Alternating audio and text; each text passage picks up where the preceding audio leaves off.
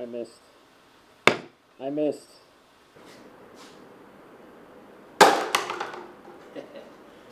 Hey guys, Jesse here.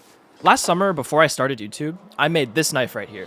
I had a client reach out recently after seeing this blade on my website, and he actually commissioned 2 of these with different Mosaic Damascus patterns and leather sheaths. I'm going to be building these in today's video, so stay tuned to see how they turn out. Oh god, the vise isn't big enough. All of the Mosaic Damascus patterns that I've done in the past have been based off of W's, and there's nothing wrong with W's, but for one of the Bowies, I want to try a completely new kind of mosaic. And the new mosaic is actually going to be made from a bunch of separate building blocks, and here you can see me welding up the first one.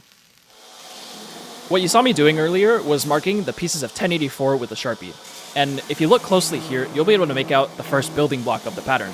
It's not a complicated first building block, but as I forge it more and more and stack it more and more, it's going to start looking cooler and cooler. So it's actually been quite a while since my last video, and that's actually for a couple of reasons. The first of which I've already told you, which is that I'm making 2 blades in this video, but the second of which is something very different, and you'll actually find out what that is in a few minutes.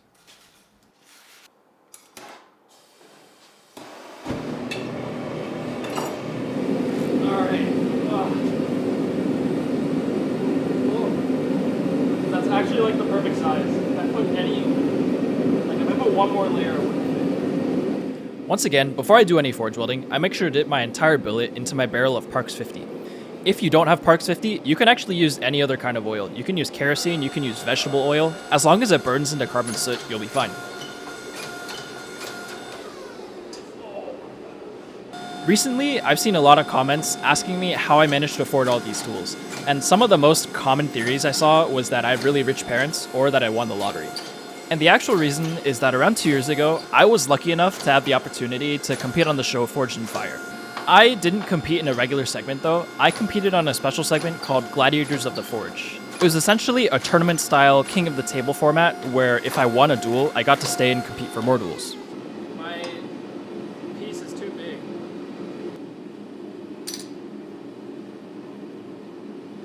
But yeah, I competed on that segment and I won a decent amount of money.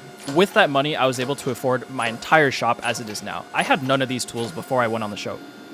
There's a lot more to the story of me going on Forged in Fire, but honestly, I don't know if it's the right time to tell it yet. Maybe if you guys show enough interest, I'll tell it in a future video.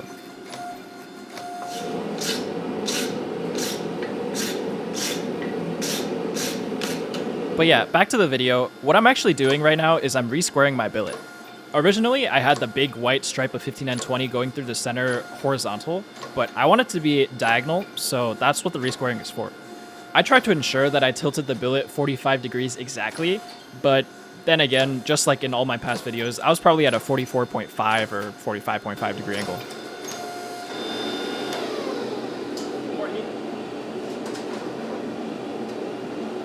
The goal for this billet was to draw it out so that it was 1.5 inches square. And the pieces of steel that I buy are also 1.5 inches, so this sort of allows me to have the perfect building block for a bigger billet. Oh my god. What's the ambient temperature? Let me check. 134. 130. No way. I have a one wire, one for white.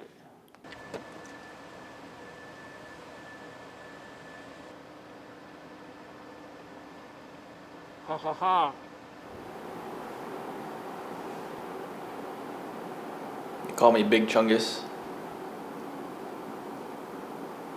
I don't even have air in my cheeks. This is just how big they are. Yeah, I got my wisdom teeth out, and that kept me out of the shop for a couple weeks, but now I'm back. After cutting the big billet into 4 separate pieces, it was time to prep the centerpiece for the next billet, which is this half-inch piece of 1084 that I forge welded together earlier. It's the smallest thing that I've ever forge welded, and it actually ended up being smaller than my holding stick, which was really weird.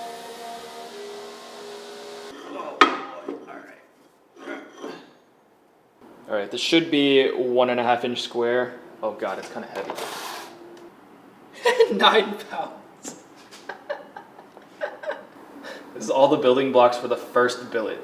And every single subsequent billet, I'm gonna have more of these. To help prepare stacking the first billet, I grind the faces of all of the bigger blocks clean so that I can take them inside and test etch them. This step is super important so that my pattern is how I intend it to be.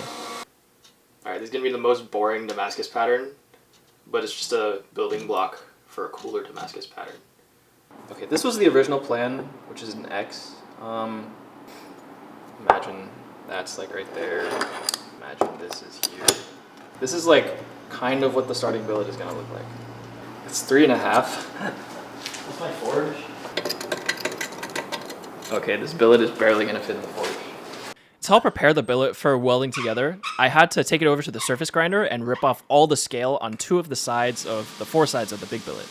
I decided to switch the surface grinder so that it was going up and down rather than side to side, because this allowed me to send the sparks directly to the floor rather than into the drill press or the bandsaw. This made it a lot harder on my biceps and my shoulders, but I kind of enjoyed it, so that meant every single time I surface ground, I got a bicep and a shoulder workout.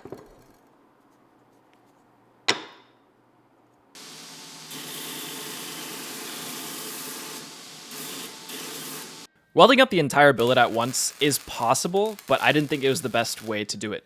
What you see me welding up here is the 4 individual layers on the sides of the big billet, so that later I can grind the inside flat so that they contact that center 1/2-inch square stock perfectly. The way I did that was just by taking these 4 welded together layers over to the grinder and grinding them flat. It's as simple as that. Stepping up in size, it was time to weld those center pieces to those 1.5-inch pieces of square stock. There was actually something really infuriating that happened for this entire process. All of the 1.5-inch square stock that I get from my supplier isn't actually 1.5 inches wide. It's more like 1.7. So after welding these pieces together, I had to individually grind down all of those layers so that it was flush. Oh yeah. That's the first billet! When welding this billet together, I didn't bother welding up all the seams. I know that some people would do it for this kind of billet, but since this was my first one and not my final one, I didn't bother.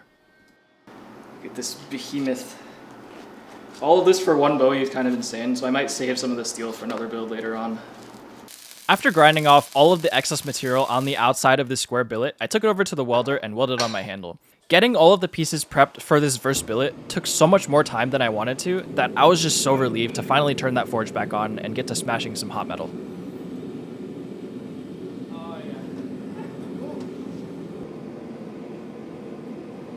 Something that I knew going into this forge weld was that the billet would expand, but I just didn't know by how much. As you saw there, it actually got so big that it got caught on the front of the forge. I thought I gave myself a 16th inch of clearance, but I guess that wasn't enough. It expanded a little bit more than that.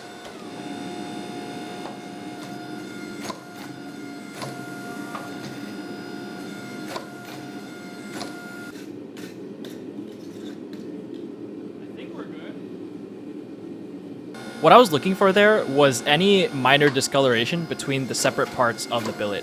Whenever the 2 pieces of metal aren't fully touching, you're going to get a lot of temperature discoloration, and if it's one piece of steel, it's going to look like one solid color across all of the lines.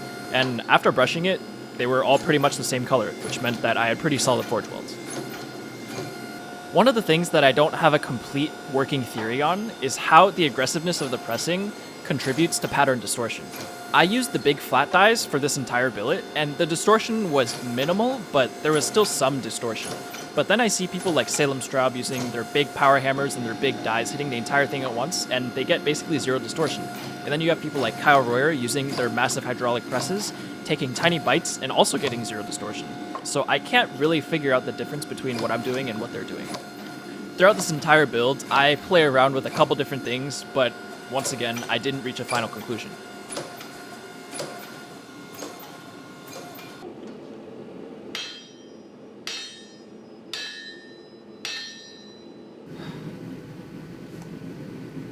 Oh my gosh.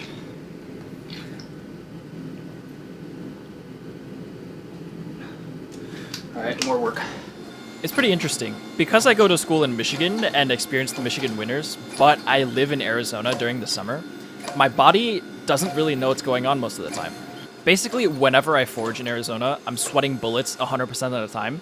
I try to stay outside for as long as I can to help build up my resistance to the heat, but every once in a while, I do have to go inside like you saw there.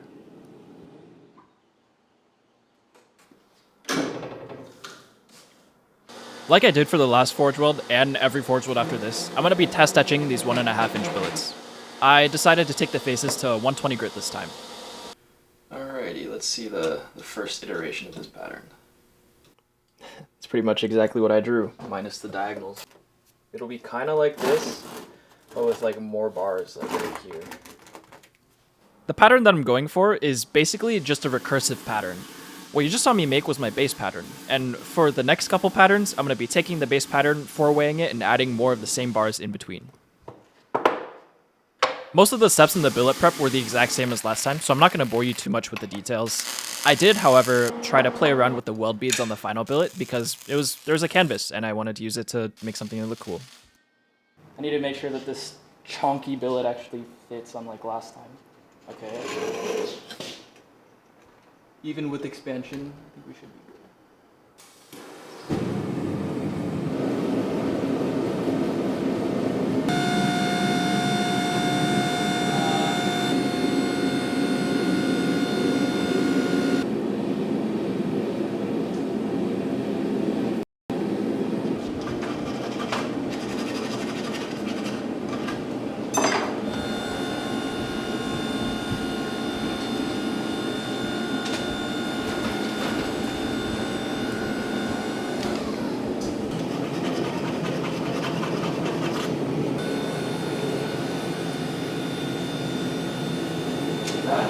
So, remember when I put that text on the screen earlier saying that that was the stupidest thing I've ever done?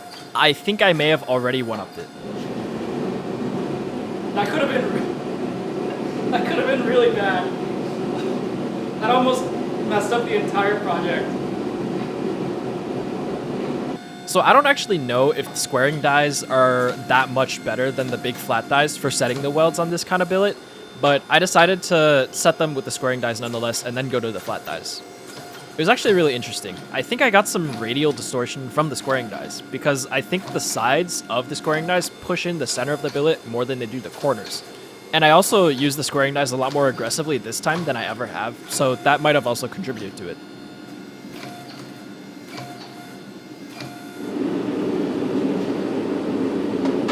Alright. This can make like 10, 12 Bowies. Like, it's not even close.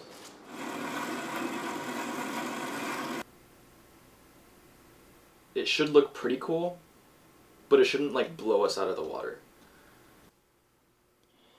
Ooh, okay. So the pattern looks pretty cool already, but we have one more recursive step to do, and then after that I'm actually going to four-way it. The thing about these recursive steps though, is that they take a lot more time than you might think. Usually, for mosaics, I can do 2 forge welds in one day with all of the billet prep in between, but because there was so much prep I had to do for these billets, I could only do 1 per day without burning myself out. So my big flat dies on my hydraulic press are actually made of just mild steel. When I bought them, I had the option of getting them in H13 as well, which is a lot tougher of a steel, but I didn't think I needed it because the dies were so big. However, as I keep using these mild steel dies, the fronts of the dies actually wear down a lot faster than the back of the dies. So that means when I press, it's not actually pressing parallel. So if I had to do it all over again, I would have gotten the H13 dies over the mild steel dies. Alright, hopefully this is good.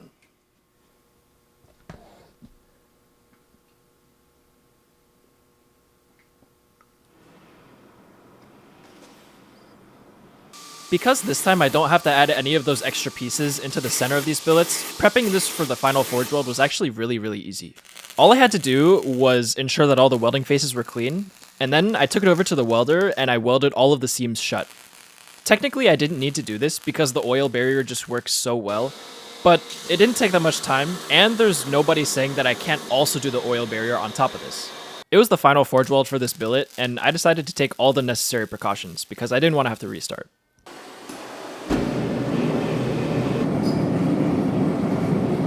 The reason that I ground the weld beads a little bit flat on the sides is because I didn't want to contaminate my steel with any mild steel. If I were to have left those beads untouched, I would have pressed them deeper into my billet, and it would have been a lot harder to grind them out later, and I would have distorted my pattern more. That being said, the flat weld beads were still pretty deep in the billet, and I had to take some time and grind them out of the billet completely. There's a lot of ASMR content on YouTube, and I feel like pressing hot steel has to be some of the best ASMR content out there. I've been talking pretty much non-stop for the past 15 minutes, so I'm gonna shut up for a bit and let you enjoy some of this nice pressing.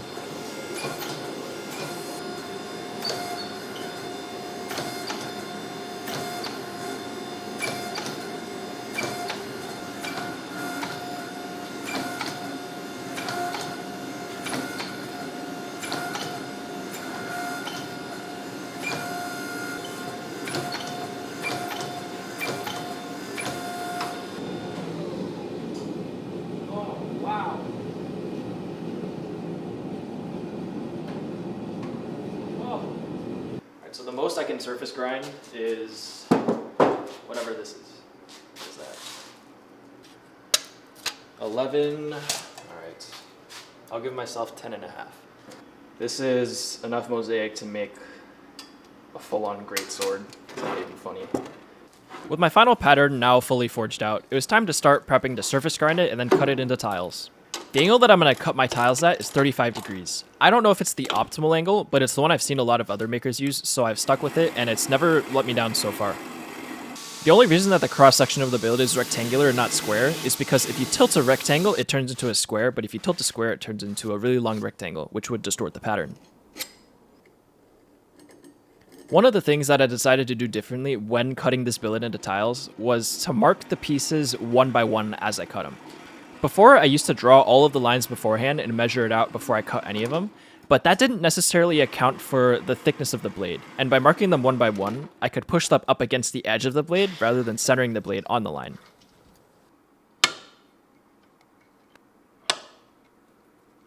My tiles were already pretty much the exact same thickness as you saw there, but I still wanted to surface grind them to ensure that they were perfectly flat.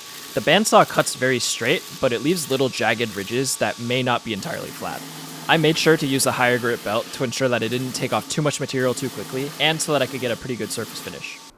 What I'm doing here is twisting them in a way so that the first billet matches the start of the second, which matches the end of the third, and so on and so forth. This is very important because this allows the entire blade to look like it has one continuous pattern, rather than having tiles that go down the blade one by one. If being a master of Mosaic Damascus meant that you were level 100, and if you were a complete noob, you were level 0, I would probably be around a level 25 on that scale. I know that there are some higher level wizards that exist that can do tile welds without sheet metal cladding, but I'm not one of them, and I'm not gonna try and pretend to be one. If you watch my cleaver video, you'll know that I have a sheet metal cutter, but that thing is so big and clunky, and it weighs so much material, that I decided to just use this bandsaw instead. I genuinely don't know why I didn't get one of these machines earlier, but it makes so many knife making operations like a billion times easier, so I kinda hate myself for not investing in one of these a long time ago. The only purpose of the sheet metal is to keep oxygen from getting in between the tiles. It's not supposed to necessarily weld to the tiles. However, that doesn't mean that I can't have it weld to the tiles. What I'm doing here is I'm cleaning up the inside of that sheet metal so that it does weld to the tiles. It's kind of similar to how on Forged in Fire, when they do canister, the judges yell at the contestants for not using whiteout or using whiteout. It's like there's no right way to do it. But since I'm in my own garage and I know I have really good grinders, there's nothing stopping me from just doing more grinding later to ensure a better weld earlier. Once I individually tack each of the tiles to one of the sheet metal pieces, I go around the entire billet, filling up all of the seams with my MIG wire. I want these seams to be very airtight, but I'm also doing the oil coating later, so then again, I don't have to be 100% perfect.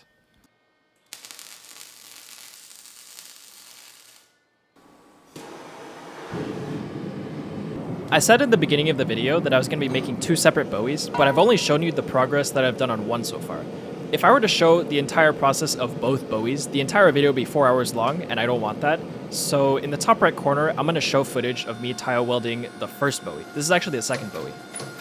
The first Bowie was made from a Mosaic Damascus pattern that I made a long time ago, but I didn't have time to forge into a blade. So I'm going to be a little bit evil and not actually show you anything about that pattern, so that it'll be a surprise for you later on in the video when I go to etch it. After setting the initial forge welds with 2 quick passes, it was time to take it over to the post vise and begin angle grinding all of that weld on the side. This took so much longer than I thought it would, probably because my angle grinding disc was starting to get a little small, but also because I welded so much on the sides. I didn't want any air to get into the billet, and I semi-paid the price for it later. One of the things that tends to reveal itself the first heat after I use the angle grinder on the sides is whether my forge welds beforehand were actually perfect. In this case, the welds looked really good, but there were like 2 problem areas that I wanted to be 100% certain about, so I flexed them up and then I used my hand hammer and closed them up.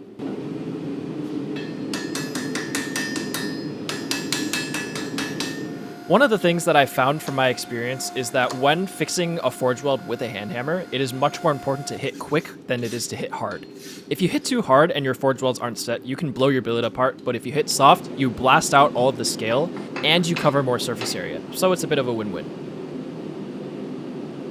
Once I knew for certain that there were 0 weld flaws in my billet, it was time to isolate the bolster and the tang from the blade. I did this by using my big flat dies on the bottom and using my drawing dies on the top. This made it so that the bottom stayed flat to the spine, and the top was actually being the thing being displaced. This is very similar to the half-on, half-off technique with the hammer and the anvil to help isolate shoulders, and it's a lot faster because it's a press, but it's the same fundamental technique. When I had the tang area small enough to fit in the tongs, I took it back over to the post vise and used the angle grinder to cut off the handle.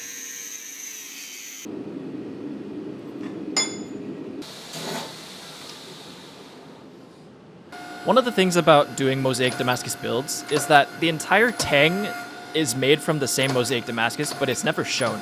It's only for structural purposes. I've always wondered if I could just take a tile of plain 1084 and forge weld it to the other Mosaic stuff, making sure that it doesn't bleed into the bolster or the blade, and honestly, it would save so much of the precious Mosaic pattern that I made, and it would be even slightly stronger.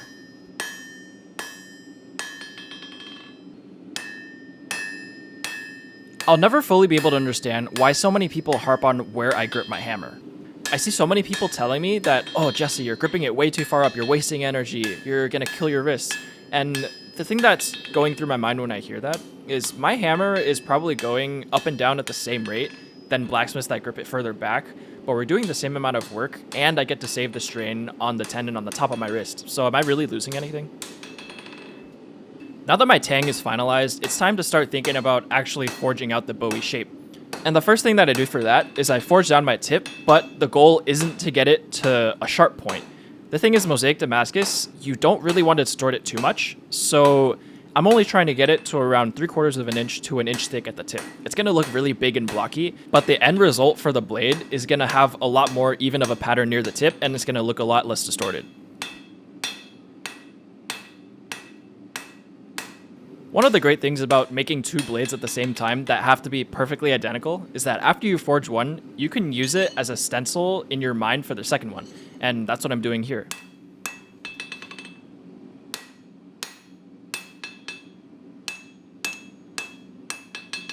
A lot of people in the bladesmithing world say that if you forge thin, you get to save effort for later and you get to grind less. However, that's not necessarily applicable to every situation. In mine, I still have that mild steel cladding on the outside of the blade, and the only way to get that off is by grinding it down later. If I were to forge super thin and forge in all of the bevels to completion, that mild steel would basically run into my edge, and I don't want that. Another thing is that if I leave it super thick, I can go into the quench super thick. And the thing about thin blades going into quenches is that they tend to bend a lot, and I don't want to have to deal with that for steel this expensive and time consuming.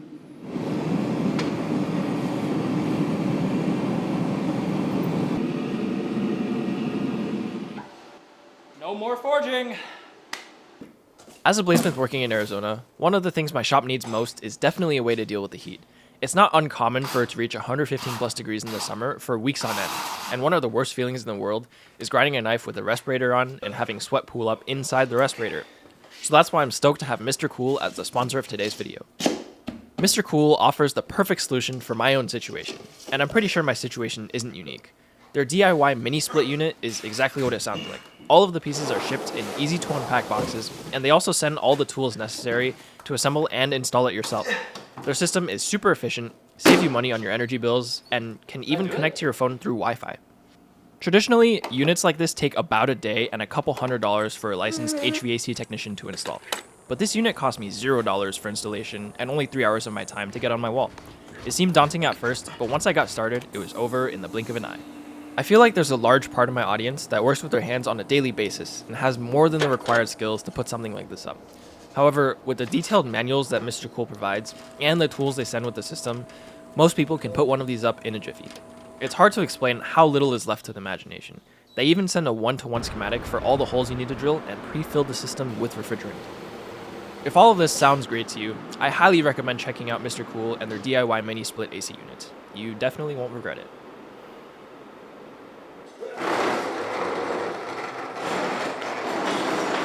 The next step in making these two blades is to normalize them. And normalization is basically 3 cycles of heating and cooling. And this step has 3 very important purposes. The first of which is that it actually homogenizes the carbon concentration in the blade. This means that I won't have an area of the blade with maybe 1.1% carbon concentration and another with 0.5. It'll be even throughout the entire thing.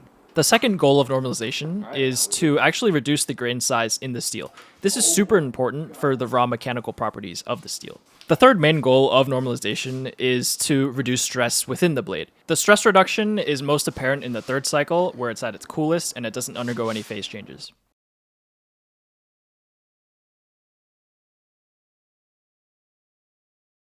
Now that the blades are properly normalized, it's time to take them to the surface grinder and rip off all of that mild steel cladding. If I were to quench the blade with the mild steel cladding still on, there's actually a really good chance that I would rip the blade open lengthwise. The reason that would happen is that when you quench mild steel, it doesn't really change in volume. But if you quench hardenable steel, it ever so slightly increases in volume.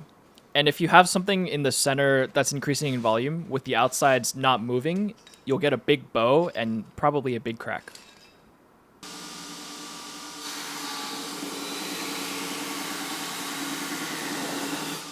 After a bit of surface grinding, it was time to get that regular platen back on and start profiling this blade. I wasn't trying to go for like final blade profile because I knew that in the quench, there was a small chance that the blade could warp one way or another. And I'm not talking about those ripples looking down the length of the blade, I mean warps in the profile of the blade. So during this profiling, I didn't set it as a goal to grind it to a fine tip.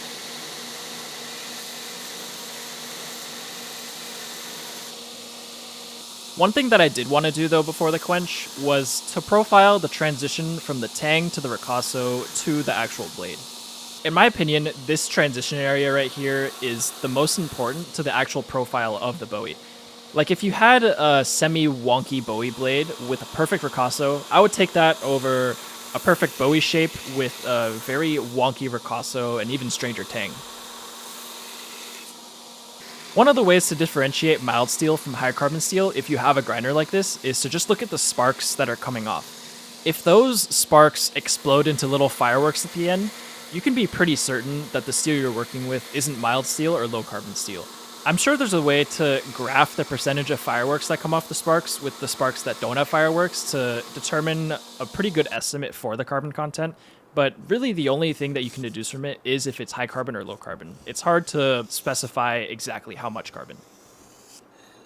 One of the benefits of surface grinding my blades before I do any rough grinding is that I will have 2 perfectly parallel surfaces that I can reference off of. I can pretty much guarantee that the line I just described denoting the center of my edge is perfectly in the center of my blade with respect to everything that it should be. If I were to not draw these lines and just look down the edge of the blade to make sure that it was straight, I could guarantee that it's straight, but I can't guarantee that the edge is actually centered to the blade. Scribing this line helps me guarantee that it actually is centered. So this style of grinding is actually very different from the style of grinding that I usually do. Usually I like to start the bevels at the exact angle that they are going to be when they're finished. But right here, I'm starting very, very obtuse and I'm starting very short. And this means that I'm putting a lot more pressure on the belts than I'm used to. If I were to start grinding with a fresh 36 grit belt and I were to grind this aggressively, I would shred that 36 grit belt and I would waste like $20. Knowing that, I started with a really dull 36 grit belt and then I switched to a fresh 36 grit belt later on. But yeah, the next step after doing this very rough bevel grinding is to actually go inside and do a test etch. Alright, let's Let's see how much mild steel is still on these.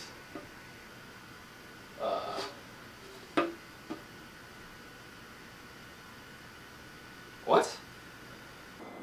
Cool thing about test etching is you can see weld flaws. In all of these two knives, I have one minor weld flaw. And it's in the perfect spot because it can be ground out. This is a light spot. I don't know why it's light, but it's usually indicative of like a slight weld flaw. And it's on the corner of the tile, so the most common place to have a weld flaw. I feel like I experience a lot of dumb luck when it comes to the knife making process. If I were to be making a regular Bowie without a dagger grind, this weld flaw right here would have been impossible to get out. But because I'm working on this dagger grind Bowie, it's actually really easy to get out. So, I don't know. One of the things that was running through my head as I was getting ready for this quench was that any sharp corner going into the quench would just be an invitation for a crack to appear.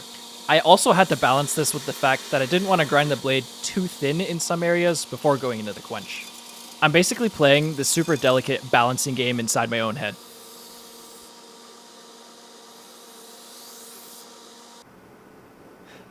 Okay, there's a universe in which everything goes perfectly, and there's a universe in which both of these break and I have to restart.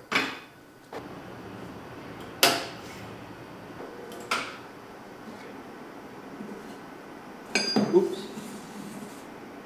Alright, fingers crossed.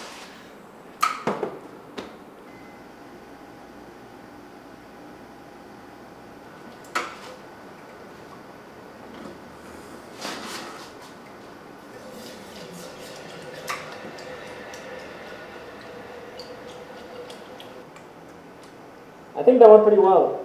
I think I'm going to go straight into the oven.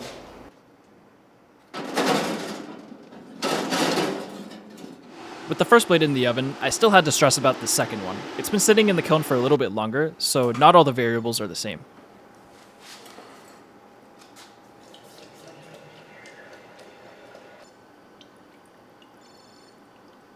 Can you press the button? Now we wait. After the kiln cooled to around 300 degrees Fahrenheit, I threw them both in for two 2-hour cycles at 425 degrees. So the surface grinder doesn't actually make things flat, it makes things parallel. So before I surface grind, I need to make sure that it's flat. After the debacle in my last video, I've pretty much made the executive decision to only straighten my knives with this little carbide hammer. If you're a blacksmith, it works in the exact opposite way that you'd intuitively think. When you're forging and something is bent, you hit the hump, but with this little carbide hammer, you hit the dish. It definitely feels better than before. There's a lot more I have to do though. What you just saw me doing there was comparing the blade to my perfectly flat granite surface. I was making sure to check both sides and see if there was any rock at all. Second blade is it's like a boat, it's a rowboat. That's pretty bad. Oh my god, there's so much bend in the Tang. Why the Tang?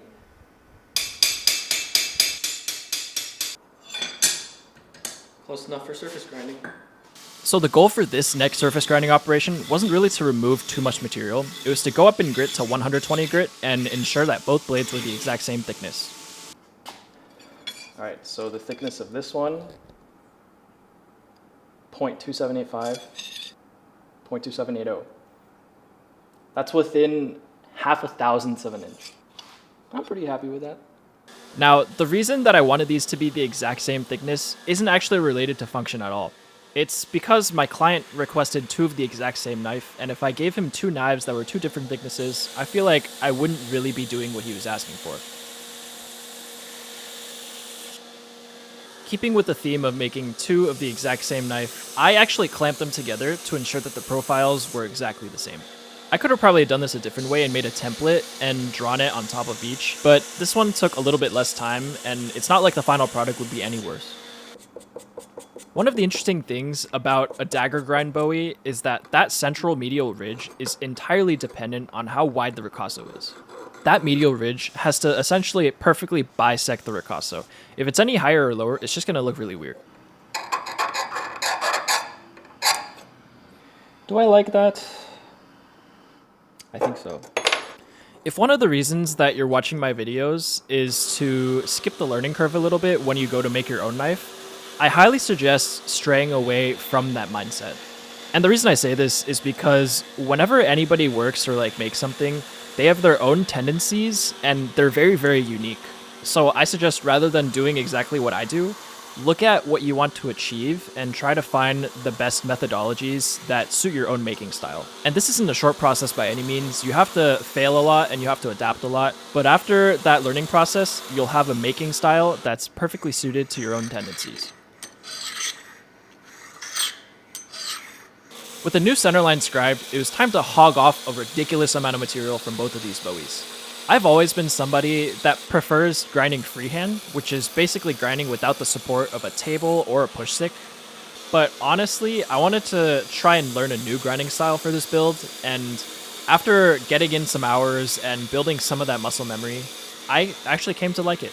There was a lot more control over the angle between the blade and the grinder, and I could give more consistent pressure across the entire length of the blade. I think the next step up from this level of grinding is probably just using a push stick like I mentioned earlier, because then I could pinpoint exactly where I'm putting pressure on the blade.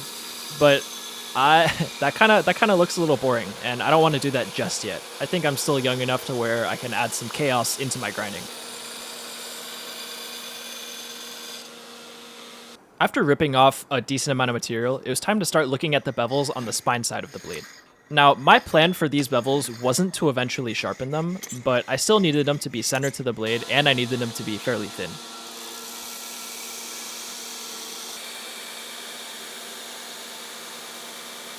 I have one more semester of school left, which means I won't be able to make videos between September and December of this year, but starting next year, I'm actually going to be doing YouTube full-time.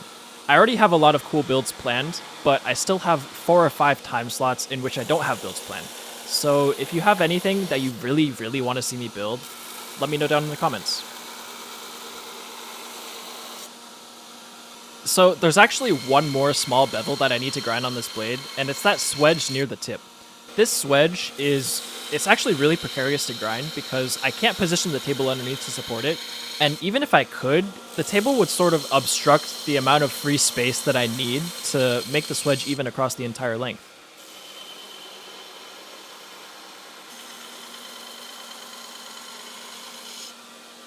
When I was happy with how that swedge looked, it was time to turn my attention back to the main bevels.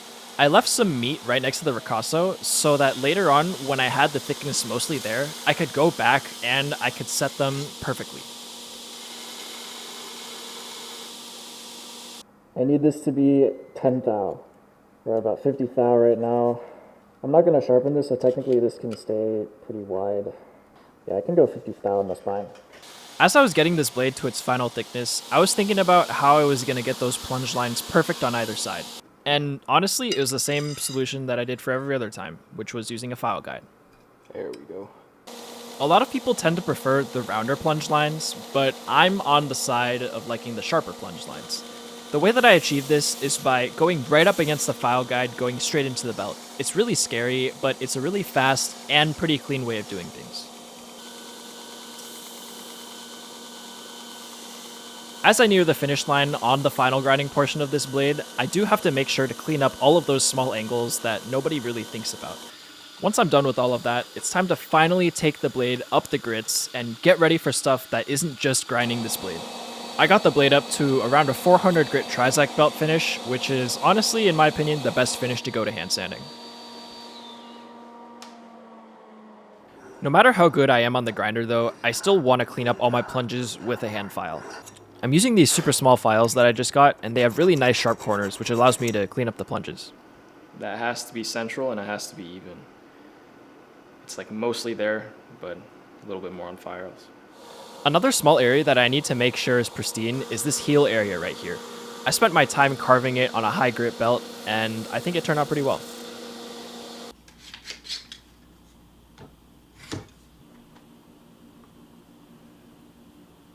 I feel like Big Chungus again. So I'm not actually hand sanding the whole blade right now. I'm only hand sanding the ricasso. And that's because I'm actually fitting up my guard next. And in order to ensure that my guard fit is perfect, I need to have a nice flat area to look to see if it's perfect. I'm using my file guide again to ensure that the back of my ricasso is perfectly flat. This might be the most important step in ensuring that the transition between the guard and the blade itself has no gap. Another cool thing that I'm doing here is I'm actually grinding the Tang thinner than the ricasso. It's really hard to file a channel that's exactly parallel on both sides, so by giving myself that little bit of wiggle room, I don't have to be perfect.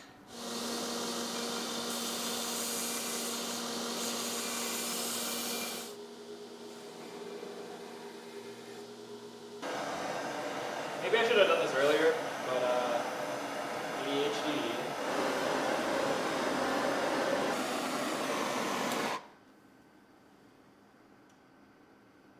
It's probably a downside of me not sketching things, but I kind of have to like eyeball how much material I need to like block out. I want something like this. This goes up a little bit. Yeah, 3 inches of material will do. I hope this blade can cut stainless. I don't think it's cutting. Hopefully this works. I'm pretty sure my horizontal bandsaw can cut stainless, but that blade was just a little bit too dull. Wow, that only took like 7 years. To help prepare the guard to be fit to my Tang, I took it over to the grinder and I cleaned up all of those rough surfaces. I know that there are better tools out there for this, but the belt grinder is the best one I have. Wow, it's like an inch exactly. To prepare for drilling the holes for my Tang slot, I marked a center line along the length of the piece and also a line marking where the center of the Tang should be lengthwise. It was very important that I got these pretty much exactly where they needed to be.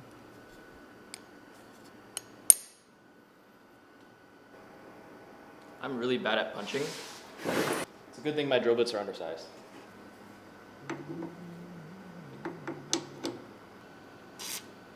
Uh-oh, I can't see the hole anymore.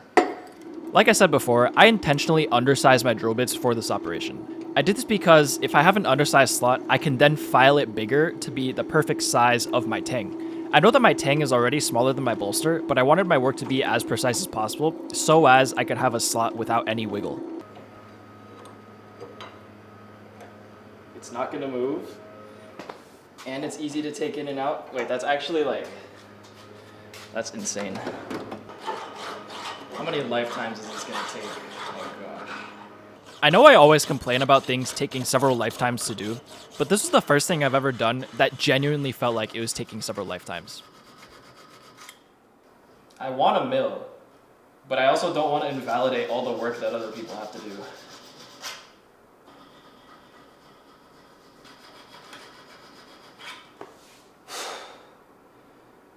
The only upside to filing for hours and hours and hours is the insane forearm pump.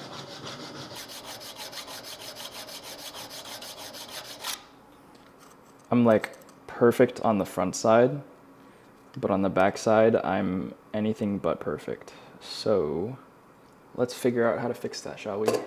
I don't know why I didn't think of it before, but I have a Dremel micro and I have carbide burrs. So I put 2 and 2 together and I sped up the process just a little bit.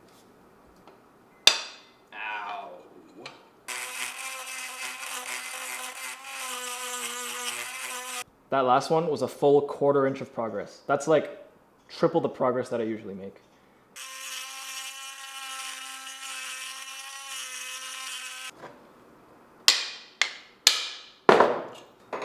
Like that's basically fit, but also it's also the start of the hard part.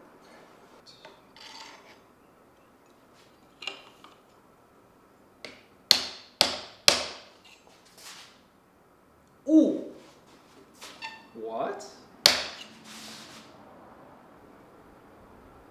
99% fit up. With the guard now perfectly fit up, it was time to start thinking about the spacer between my guard and my handle block. I decided to go with brass again because the only other 2 materials I had were silicon bronze and copper. And the silicon bronze is a little bit dull, and the copper, I just don't like copper.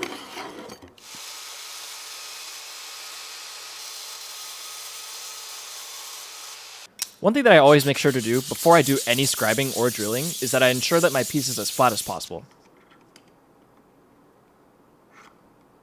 0.766. And we want this slot to be, what was it, 0.766? Which means this distance right here is just, yeah, 0.352. What is that? Okay. Okay, 0.381. Let's get that marked. You can see how meticulous I am with all of my calculations. I found that doing this reduces the number of variables that I have to worry about later on, and it's just really satisfying to do all of those decimals. But yeah, once I get all the lines scribed, I know exactly where I need to center punch, and this also reduces more variables for when I go to drill it later. I decided to not use any coolant here because the brass was so thin that it wouldn't really have time to heat up the drill bit.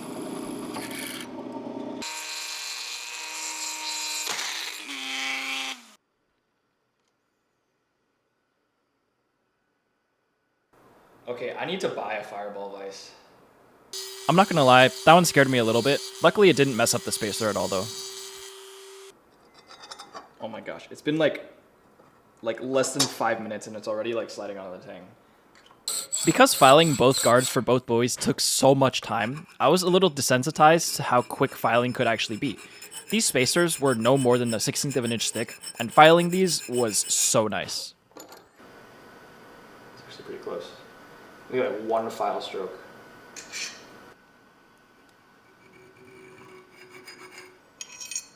Hey, there we go. So for the handles, I think I'm gonna use this beautiful curly koa block.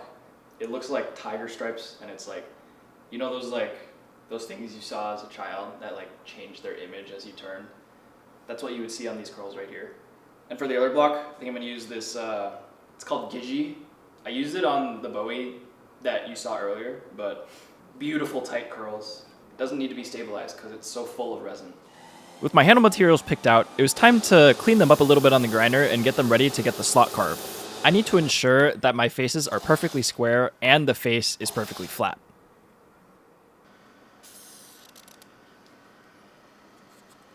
One of the cool things about scribing lines on wood is that I don't have to draw on it with Sharpie beforehand. The wood just flakes away. I think we have a bit of a problem.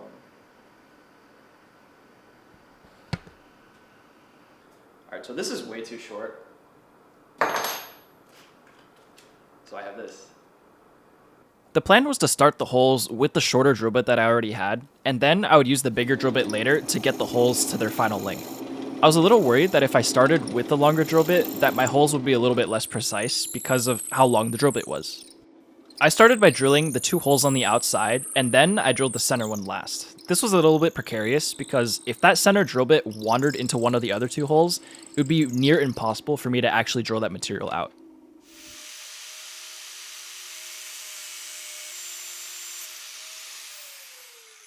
To help me know what depth to drill the hole to, I measured the new drill bit with the length of the Tang and I drew a small Sharpie line. Once that Sharpie line reached the top of the wooden block, I knew that the depth of the hole would be exactly what I needed it to be. Alright, there's no way this fits yet, but I genuinely don't know how it managed to go in at all. Maybe it was because I was conditioned with those guard fit-ups, but that just doesn't happen. I used a combination of a bunch of tools to help get this slot to the size that it needed to be. I used files, broaches, and I even used this drill right here.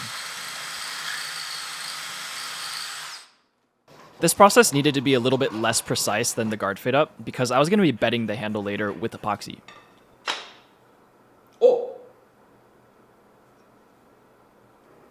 After 9 years of work,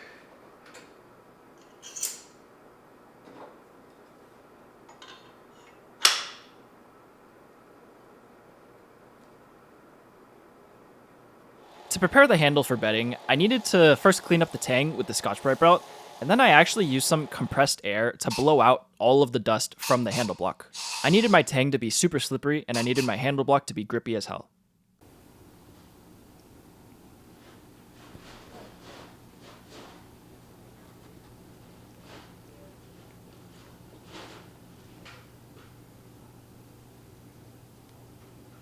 Even though my Tang was Scotch-Brighted, the epoxy would definitely still stick to it. So I need to cover the Tang and all of the other pieces that would be coming into contact with the epoxy with some petroleum jelly or Vaseline.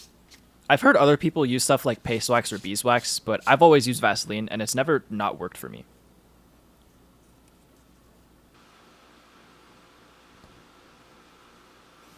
Alright. I figure it would be a good time to explain why I'm actually bedding the Tang. So when I bed the Tang, I pour epoxy into the handle, but I break the bond later, and that'll make it so that the block will have a perfect glove-tight fit to the Tang. This will allow me to shape the handle later with both the guard and the handle block on at the same time, and I won't have to worry about any wiggle.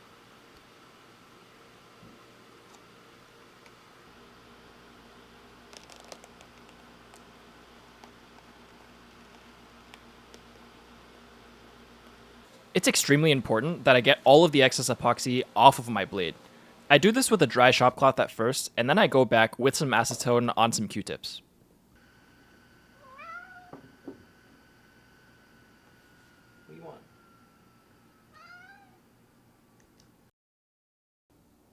Okay. All I need to do is make sure that it's not stuck, and then I need to clamp it right back so that the epoxy keeps the shape of the Tang. With my handle block now perfectly bedded to my Tang, it was time to do a little bit of cleanup, and then I can finally start shaping this monstrosity of a handle that is on my blade right now. This is where this needs to start. And this line needs to continue straight. I realized at this point that my Tang slot was actually like 1/10 of a degree off of square, so I took it over to the grinder after scrubbing some lines and I ground it straight.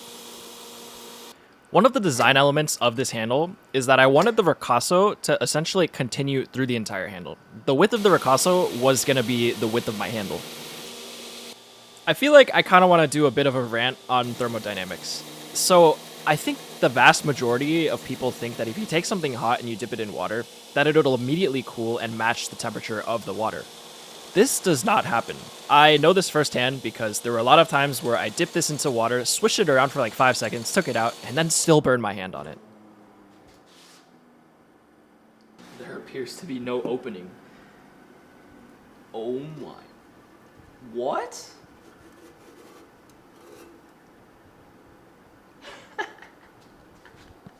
Wait, how?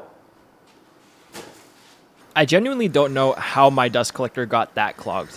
I know that usually I grind carbon steel and the guard is made of stainless, but still, man. But yeah, with the guard shaped, it was time to square up my wooden block. What I was doing there was I was matching the level of the width of the guard and scribing lines on the side of the wood so that I would know how to get the block to square. I really need this surface to be square to the blade so that I can shape my handle later. At this point in the process, I knew that I was ready to shape the handle, but I'd spent so much time on the grinder recently that I wanted to take a break and actually hand sand the blade. I learned from Blade Show from some of my friends that my hand sanding technique is really inefficient. So I took some of their advice, made a new hand sanding stick, and it actually made things go a lot faster. Oh my gosh. I can see progress happening. Is this how like real knife makers feel? They can actually hand sand and see stuff happen. So the thing that's actually different about what I'm doing now as compared to what I did before is that now I only use one layer of sandpaper and then I have my hand sanding stick backing that one layer. I used to wrap my hand sanding stick with my sandpaper as many times as I could because I wanted to save time replacing the sandpaper. However, this makes it so that the sandpaper backs the sandpaper, making it softer, and this makes it do a lot less work. It's moving so much faster, but it still feels so slow. My entire resolve has changed.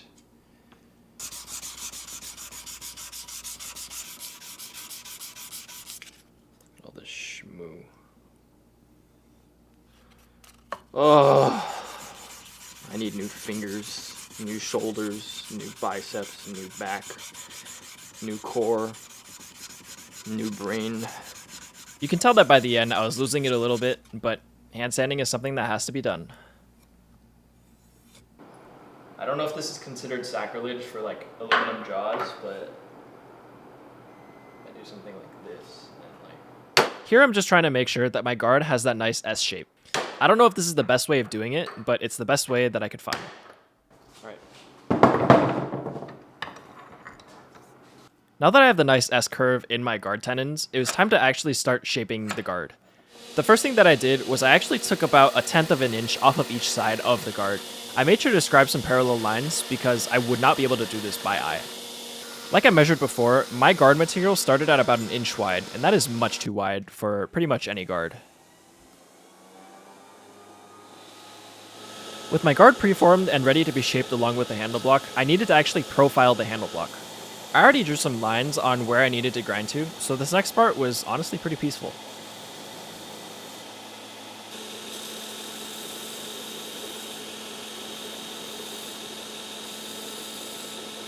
As I continue profiling this handle, I think it would be cool to talk about how much time it takes to record voiceovers for each of the videos. I think the best way for me to do that is to just tell you how many I recorded for my katana video. I recorded 812 separate voiceover tracks. Some of them were bad, some of them were good, but I recorded a total of 800 of them, which is pretty insane. For this video, I'm already on track 878, but honestly, it's because I'm a little out of practice, and sometimes I stumble over my own words. I already knew at this point what my handle shape was going to look like, but I didn't really know the best way of going about it. I already knew that I wanted a bevel running straight through my guard and into my handle block, but I didn't know if I wanted to do it on my guard first and then do it on the wood and try to match it up, or if I should put all of the pieces on my blade and then sculpt them together. I ended up deciding to do a mix of both techniques.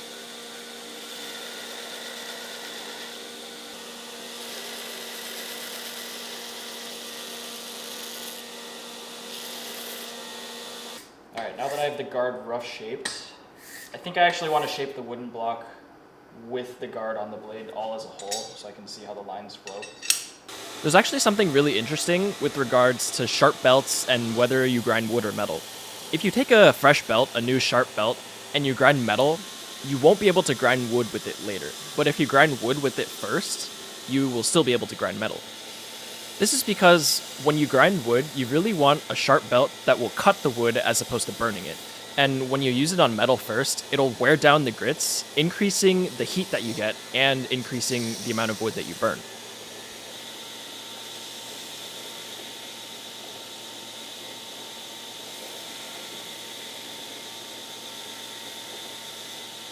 My grinding strategy was to get the rough shape of the entire thing with sharp corners on the top and bottom of the handle.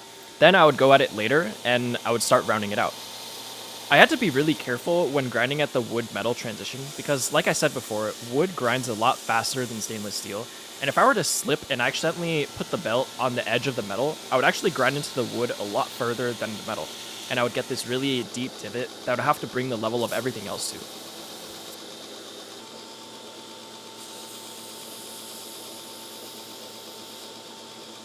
Alright, so before I round out any of these corners, I think I want to push this line.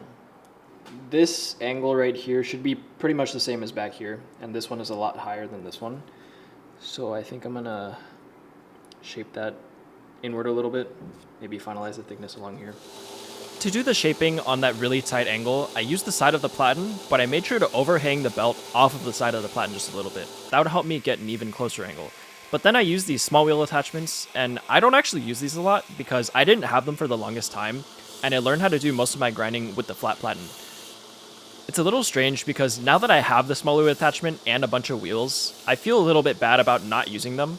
But then again, the tool isn't really there for you to use, it's for you to accomplish a goal with. And if I can accomplish the goal with another tool easier and faster, then I feel like I don't really have to use it.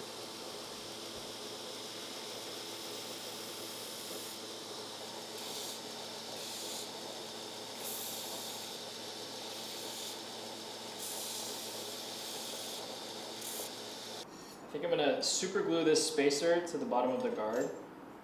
There's like very little give, but there's like 1/1000th of an inch of give, and that's too much if I want it to be perfectly shaped. As I continue along my knife making journey, I feel like there's a couple things that started to bother me more and more. The spacer was moving so little, like it was barely, you couldn't see it with your eyes, but you could feel it. And that's something that I would have been fine with about a year ago. But now, since I was trying to create better and better work, I couldn't really let it slide, and so I used that super glue to ensure that it wouldn't move. Don't worry, I made to grind it flat later so that it wouldn't impede the connection point between it and the guard. Oh. I'm very confident on the grinder, but I wasn't able to take this guard to the complete final shape that I wanted. So I took it over to my new fireball vise, and I used some files, and I cleaned up all of the lines. I think at this point, I'd already spent something stupid like 20-30 hours at this table doing whatever filing tasks, and honestly, I was so ready to be done. Oh, this side is so much easier because I'm right-handed. The other side is like so awkward. I wish I was just ambidextrous, but that might make life too easy. When I was happy with the shape of my guard lugs and how thin they were, I took it back to the grinder. But this time, rather than using belts with abrasive, I used my Scotch-Brite belts. I left a lot of deep scratches in the guard with the file, and these belts right here can help take them out and make hand sanding them a lot easier.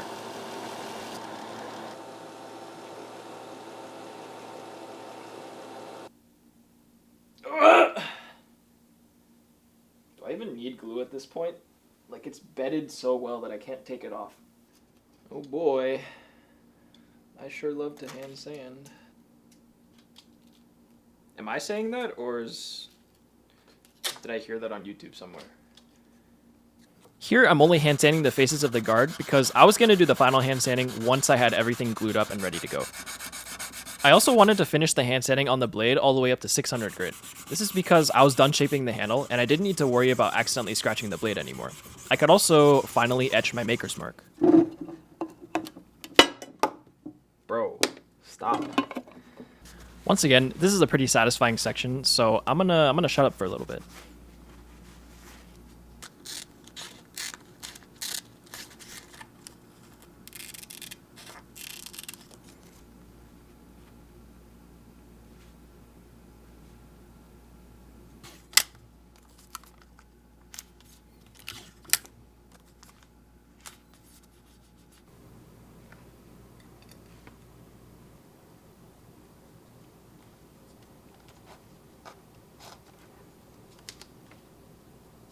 Okay.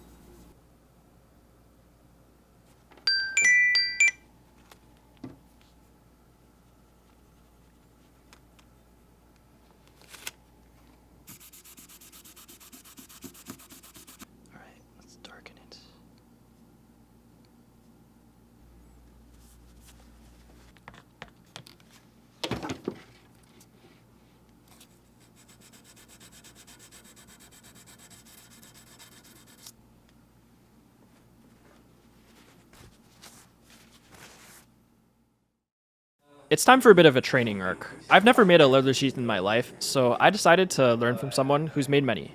My name's Beef, and I don't know how to keep my hands to myself.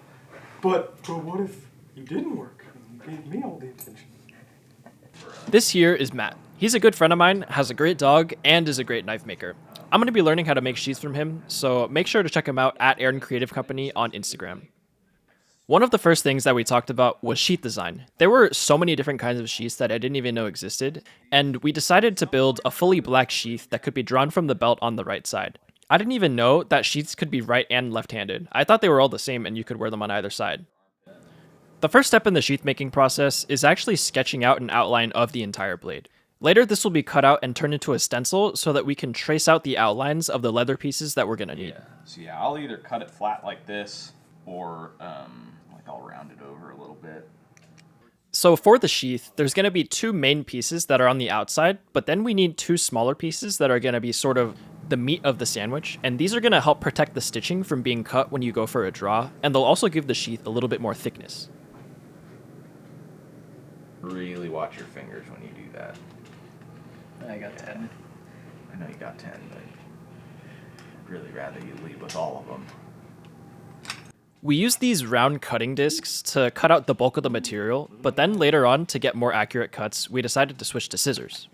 Now, these scissors weren't your generic school scissors. They weren't like the flimsy ones that can barely cut paper. These were heavy-duty scissors meant for leather. But this is where I realized that leather is really, really tough. It took me all of my finger strength to do it even just a little bit. For reference, this is what it looks like when Matt cuts the leather, and as you can see, it doesn't even look like there's anything in the way. It looks like it's just paper. But I get some thumb calluses. Oh man, yeah. Sorry to say it. Yeah, you're probably gonna get some scissor blisters. With all the pieces cut out, it was time to line them up and see if the blade would actually fit into the sheath. This is where I would do any trimming if the pieces weren't exactly the right shape that I needed them to be, but I got them pretty close, so I didn't need to do too much trimming. As an order of operations thing, I needed to darken the insides of the sheath now, because later when I go to contact cement it, that contact cement would actually block the die from hitting it, and I didn't want any splotchiness on the inside of the sheath. Like I mentioned before, contact cement is the preferred adhesive for leather. It's not really like a glue, it's sort of like a rubber that seeps into the leather that then bonds to itself. This stuff smells really, really bad, so make sure if you ever use it to get some really good ventilation or wear a respirator. It's pretty interesting. Contact cement sticks to itself pretty well without any hammering, but the hammering makes it just that much stickier. So I used this rubber mallet that Matt had to hammer all of the seams so that my bonds would be ready for the next step. For the next step, I actually took the glued up pieces over to the belt grinder and I ground the sides flat. This actually felt a little uncomfortable because it was basically giving the skin of a cow permanent road burn. Everything that I said before about sharp belts grinding wood is accentuated by grinding leather. If your belt isn't super sharp, the leather just immediately burns and it doesn't actually cut that well. At this point, we were running out of time in the day, so Matt took some time to show me the rest of the steps so that later I could go home and know exactly what to do. Alright, let's do this. The next step at this point was to use this tool and sort of frame the stitching lens that I was going to carve later.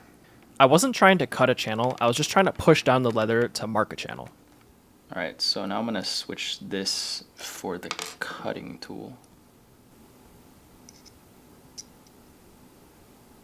This next groove that I'm carving right here actually has a couple purposes. The first of which is just so that I can know where I need to punch my holes later, but the second is that the stitching has a good amount of thickness, and I'm removing material so that when I go to stitch later, the stitching won't pop up too far out of the groove. This process was actually really satisfying, and it kind of tickled part of my brain. I was going to be doing 2 full lines of stitching on this, so I needed to go around every single edge twice. I'm pretty sure 2 lines of stitching on a sheath like this is a little bit overkill, but I wanted this to be able to last generations, and 2 lines of stitching would help me guarantee that. The next part was to actually texture the outside parts of the sheath. I'm ripping it apart because I need to have a hard backing against the piece that I'm trying to texture. It's still kind of sticky, which is good. Hey.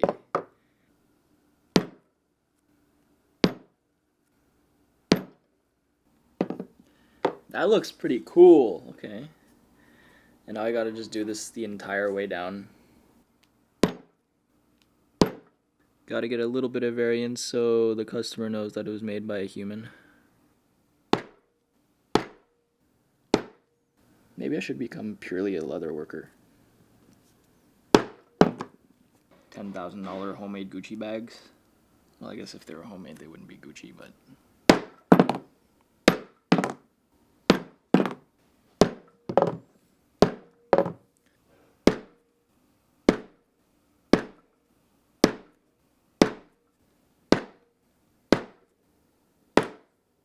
With the texturing out of the way, it was time to start thinking about the belt loop. I made it with a bit thinner of a leather than all the other pieces because I would have to fold it and it would be 2 layers thick. I think I want my belt loop to extend about 2 inches above the top of the sheath.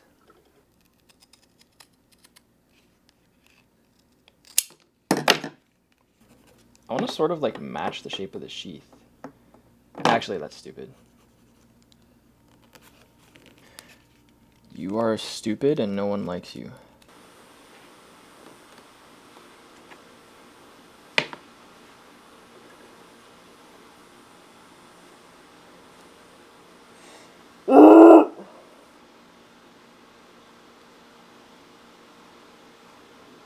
Bro, I grip 170 and I can't open it.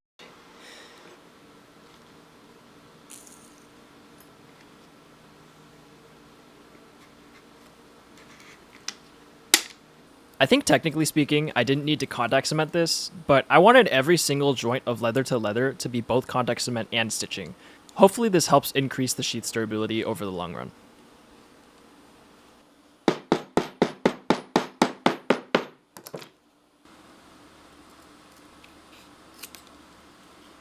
The next step was to actually grind the front of the sheath. I wanted the lip of the sheath to meet the front of the guard and basically for it to be a glove-tight fit. I think this would help contribute to the overall look of the piece, and even though it's more work, I think it was worth it.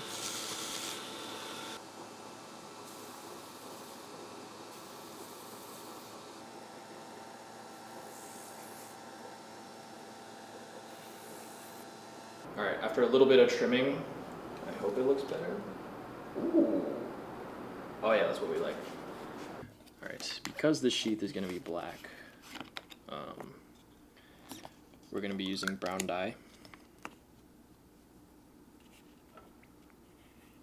That was a joke. Wow. I needed to make sure that all the pieces that I was going to stitch together later were all dyed before I started stitching.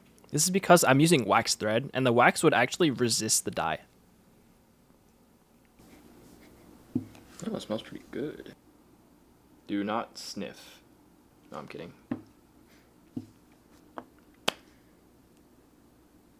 I think what I do is I take a little bit of this and I rub it on the side. The stuff in the bottle is called gum tragosam. I have no idea if I'm pronouncing that correctly, but it's supposed to be a burnishing agent, and I'm burnishing this now because once it's stitched, I won't be able to actually burnish it. This last piece of leather is going to be the strap that holds the knife in the sheath. And because the sheath is black, it also has to be black. Once I get some carnauba cream on this, it's all gonna like shine a little bit more, so we don't need to worry about that too much. Like right now it's just a matte finish. Get it? A matte finish. I'm proud of that one. I would like to take this time and apologize for all of the shitty jokes that I've thrown in the past 5 minutes. I think I want to blame it on inhaling the contact cement, but I don't know if that's like a really bad excuse. But yeah, back to the builds. I was finally going to start attaching the strap to the actual sheath. First I used some pencil and I played around with the layout a little bit, and then I put some contact cement on both pieces, hammered them together, and then finally I could start stitching pieces together. I am definitely not a leather worker, but I also know that a lot of my viewers could probably be leather workers. So if you guys have any tips that you can give me in the comments, please comment them. I want to learn as much as I can. I missed. This tool that I'm using here is called a stitching punch. It's the thing that punches the hole for the stitches to go through later. I got 2 of these punches actually. I got one with 4 prongs and I got one with 2 prongs. The one with the 4 prongs is for punching efficiently and punching more holes at once, but the one with 2 prongs is better for tight curves. Why is that harder to do than expected? This next tool that I'm using here is called a stitching awl. So the punch punches the holes, but it doesn't actually punch them all the way through. So I need to go back and individually push this awl through every single hole, and then I can finally stitch it. This stuff is super waxy. Oh my god. Wow, and it's strong. To prepare for stitching, I took this wax thread and I put it through these needles specifically designed for leather stitching. I also got a stitching horse so that I could hold the piece as I was stitching it. The stitching pattern that I was using was actually very simple. I was just using one end of the thread, pushing it through, and then using the other side and pushing it through the same hole. And then I would grab both sides and just tighten as hard as I could.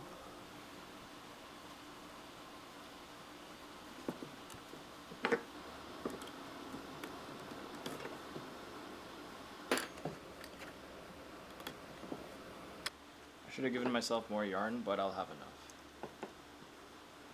It's easier to pull when I have more.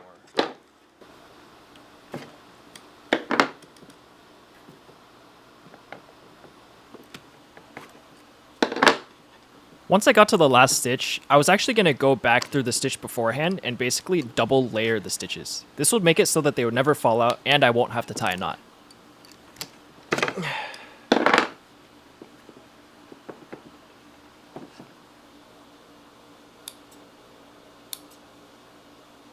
With the strap now stitched on, it was time to stitch on the belt loop. This one was going to be a little bit interesting because I wouldn't be able to get full area of contact due to the strap being so thick. To fix this, I did what most blacksmiths do when they encounter a problem, which is hit it with a hammer.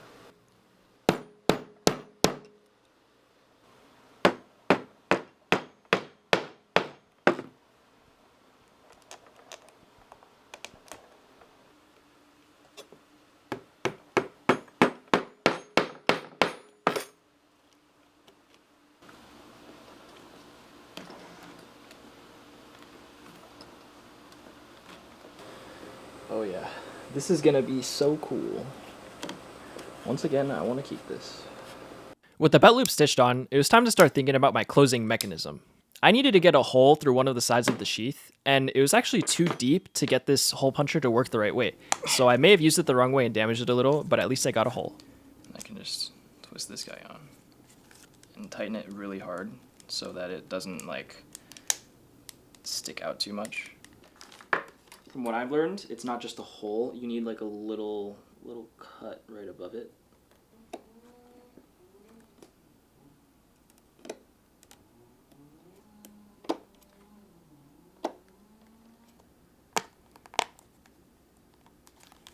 Yeah.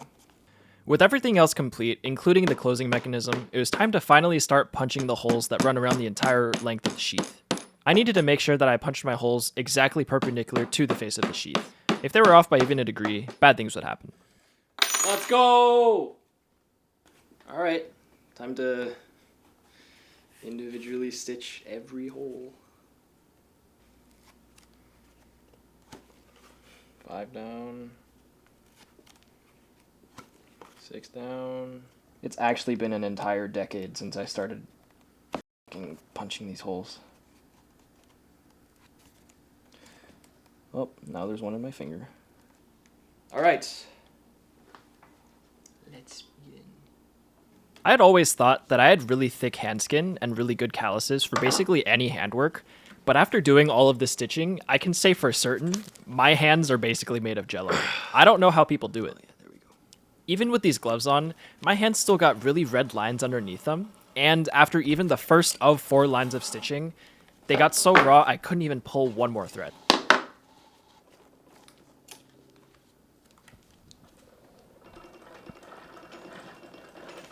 Dude, what? Oh my god. Dude, how is that possible?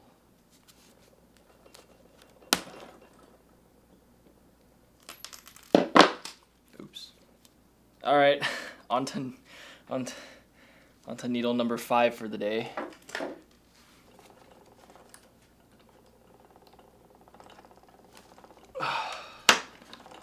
Nice.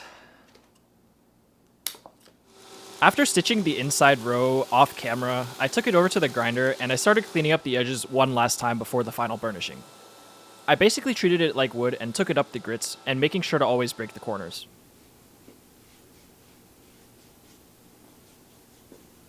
After dyeing the edges black, I put some more of that gum Tragosanth on, and then I used this piece of wood to burnish all of the edges. I made sure to take my time here because I really think that that shiny edge helps contribute to the overall look of the piece. I'm so beyond stoked I can't even put it into words. Look at that. After making the second sheath off camera, it's time to turn my attention back to the blade. What I'm doing here is I'm actually prepping to inlay some copper into my handle. This will make it so that later, when I put my stainless steel pin into my fully glued up blade, I won't have to drill through steel. I'll only have to drill through copper, which is a lot easier to drill through and a lot softer. I'd say that's pretty sucking there. After sanding the copper flush to the tang, it's time to finalize the hand sanding on the blade and get ready for etch. The only thing that I'm using to clean the blade is just some regular old dish soap. I used to use degreasers and acetone, but they kinda didn't have a 100% success rate, but soap did. Alright. I'm kinda nervous. 2-minute timer. Alright. Oh my god. Oh my god. Wait, I gotta neutralize this. Damn, I cooked. Holy. If you remember, this is the pattern that I didn't build recently. This is one that I built an entire year ago. So seeing the final pattern put on a blade like this, it was... I don't really have words to explain it. The pattern that I was going for at the time was basically a simple explosion pattern, but on the second to last forge weld, I added some big bright bars of 15 and 20. This helps frame the explosions in a sort of way, and as a whole it looks a little bit wiggly, but individually each of those explosions looks so sick. After sanding off all the oxides, I went for my second etch. I'm not going to show you too much of this one, because I'm sure all you guys are very curious to see what the other pattern looks like. Fingers crossed yet again. Alright. Whoa. What? You know that scene in One Punch Man? Where it's the freaking big ship labyrinth drawing? Doesn't this kind of look like that? I'm pretty sure that only like 5% of my audience is going to understand that reference, but for those 5% that do, I hope it made sense. But yeah, once again, I'm sanding off all the oxides to get ready for my second etch. And like I said in my katana video, this second etch is mostly just for depth in the pattern itself.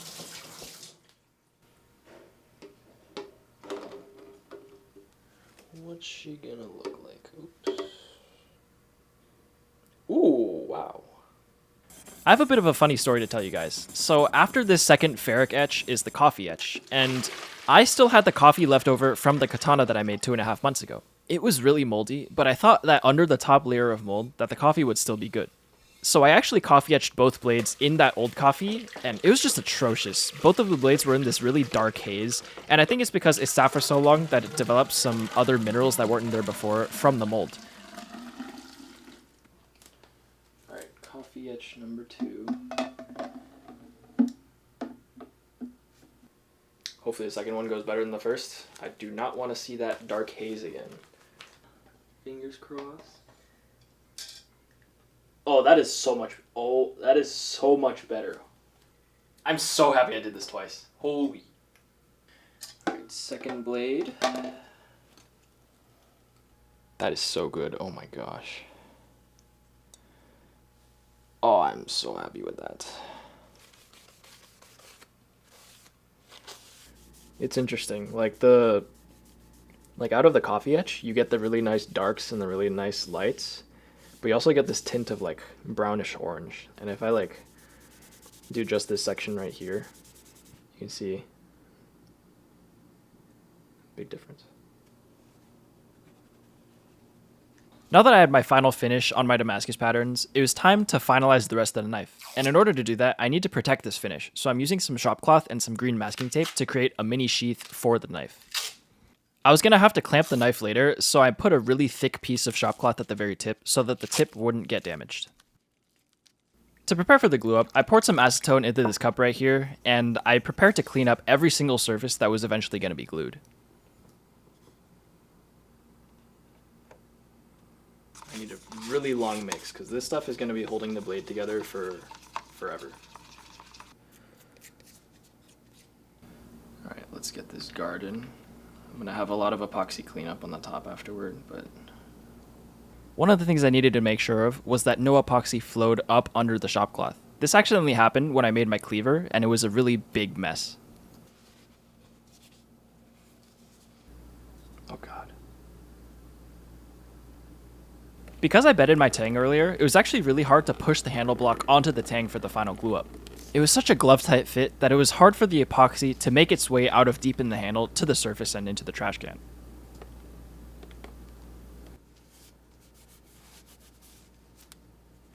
After making sure to clean off every single small bit of epoxy that I didn't want to exist on the handle, I put it in the clamps and I left them there to sit for a full 24 hours. When the epoxy cured, it was time to finally put this last piece of the puzzle into place, and that was my stainless steel pin. As you can see here, it's not seal shavings coming out, it's copper, and it was so easy to drill through it that I'm really happy that I put the copper into the Tang. So for this next part, I know I'm going to get a little bit of flack for this, but my adhesive of choice holding the pin into the handle was actually super glue. The thing is, it doesn't take a lot to hold the pin in the handle, and the truth of the matter is that super glue dries a lot harder than epoxy. Epoxy always stays slightly tacky, but super glue dries rock hard. After grinding down the height of the pin to the level of the wood on the handle, it was time to finalize the geometry of everything on my handle and bring everything up to its final finish. Now this was the last step of the entire project, like the entire 2.5 month long project. I really wanted to rush it and just get to a finished product, but I knew that I would be doing the product a disservice if I were to do that, so I took my time.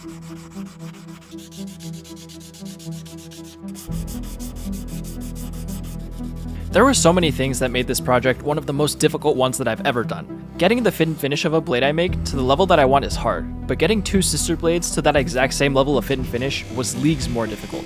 Regardless though, I'm extremely happy with how both of these turned out, and I'm excited to finally present to you the pair of Mosaic Damascus Bowies.